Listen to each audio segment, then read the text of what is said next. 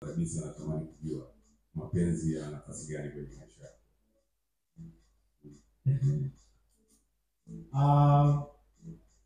Mapenzi yana utofauti.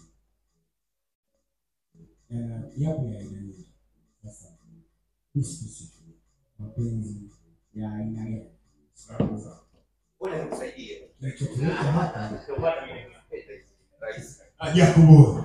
Kabum. nasikia kilichotuleta hapa ni mapenzi. Hiyo sio. So you need to be specific. Unazungumzia mapenzi. Naomba kidogo boss umekosa kumwita Mr. ni boss ya Akiba na tulipa mshahara tunalipa. Wewe ni mtoto wa Kiislamu. Mtume Muhammad anasema an-nikahu min sunnati fa man raghaba min sunnati falaysa. Ndio ni sunna yangu. Mbona kuifuata na kwa mimi asiifuata kwa mimi. Na ninakujua una moyo wa kupenda. Tunataka kujua mahusiano ya ndoa umeyapangaje? Miaka 20 kule game kutegemea kwa miaka 20 na mkeo sasa hivi tumekaa na watoto tunajua na watoto na mkeo pembeni. Funguka kuhusu mahusiano yako. Unaye mpenzi au unatarajia kuingia kwenye maisha ya ndoa au utabaki kuwa mseja mpaka umri utakapodunia itakuja? Bosi wangu nisamehe. Amen.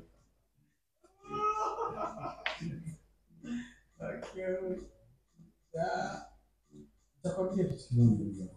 Wanasemaga ndoa Mwenyezi Mungu ndio anasema. Ni kweli. Hii sio challenge iko tu kwa wanawake. Kwa sababu wanawake ndio wanaolewa. Lakini pia challenge iko kwa wanaume.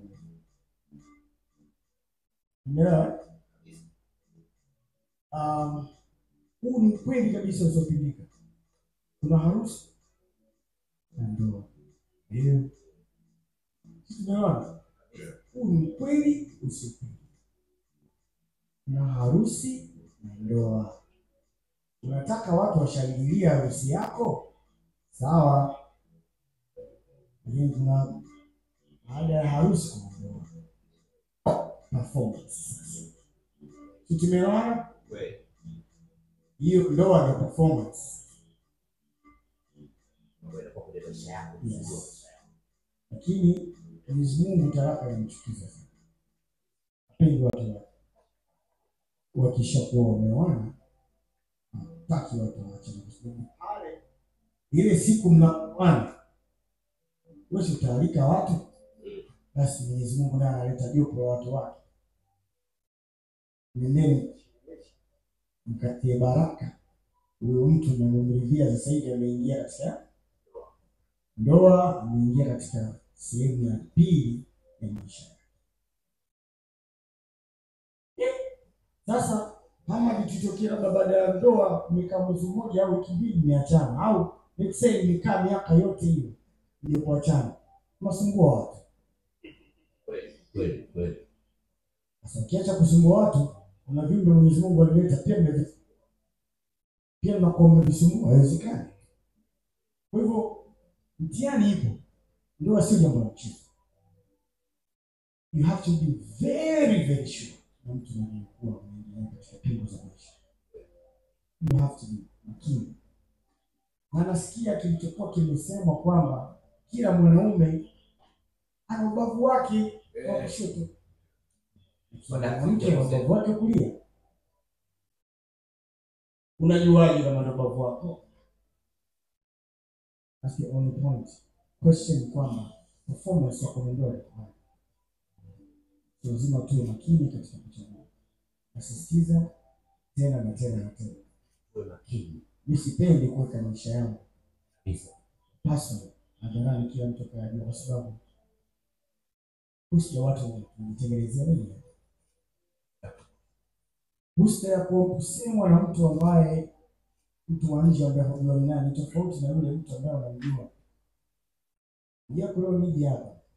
Wewe unanijua mimi? Vizuri mno. Na nitakuuliza lingine. Mbona wewe unanijua mimi? Sasa kwa mfano, wewe unanijua sana. Sasa mimi kwa sababu nataka nionyeshe kwamba mimi ni mtu fulani. Nimejaa vibunda huko. Watu. Halafu nikakutana na wewe pia. Nimesikia wala unajua vibunda huko ndugu yangu. Yaani mimi ndio tu nijionyeshe. Umeelewa? Ni wapi watakini watu wajue kama ni wapi. Na dunia ijue. Sawa? Sasa wewe unanijua? Unakuja kwa bosi, nimesikia wewe watu mko vibunda. Vipi bwana? Inawezekana Sio koti. Sio koti. Alafu na wewe nakupa kibunda kile kile nilichowapa wale watu. Au nikakunyima. Letse nimekupa kile kibunda. Umeelewa? Japokuwa nitakuwa nimekupa kibunda kile kile ndio kwa sababu mimi wewe unanijua na tunajuana vizuri, utoridhika Sawa wale. bosi bwana. Mimi ndugu yako kabisa. Kwa sababu hicho unachosema ndio binadamu. Binadamu tuko hivi. Kwa sababu wewe unadhani mimi zaidi, of course nataka zaidi. Wala hawakujui. Kwa hivyo, first of all, tayari tumeshatengeneza hicho. Baya. Usida ni nafsi ndio inanusuru mtu. Sio wewe mwenyewe. Nafsi yako itanusuru mimi sana, hata kama nitakwambia bwana nitakuongeza 10,000 katika kibunda hicho. Bila shaka mjambo ndio umekuelewa. Sema moja Dula tunambia nimeelewa na wasikilizaji. Ndio. Kulikuwa na picha ilitembea unalishwa keki bosi wangu. Na yule binti katembea kitu na watu online walikuwa wa kwanza kuisambaza.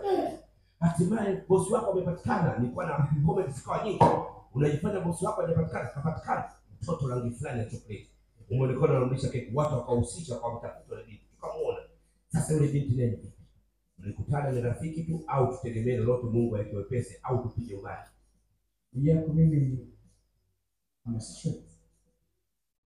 Mimi siku katika jenda nyingine yote zaidi ya straight. I should have some nine. Makofi kwake. Mfalme yupo kwenye mahusiano penzi zito. Amekiri hapa. Mimi mtu ni nani? Kwa hivyo usije unasema kwamba you must, yani we need to know wewe uko side gani. Unaelewa? Yeah.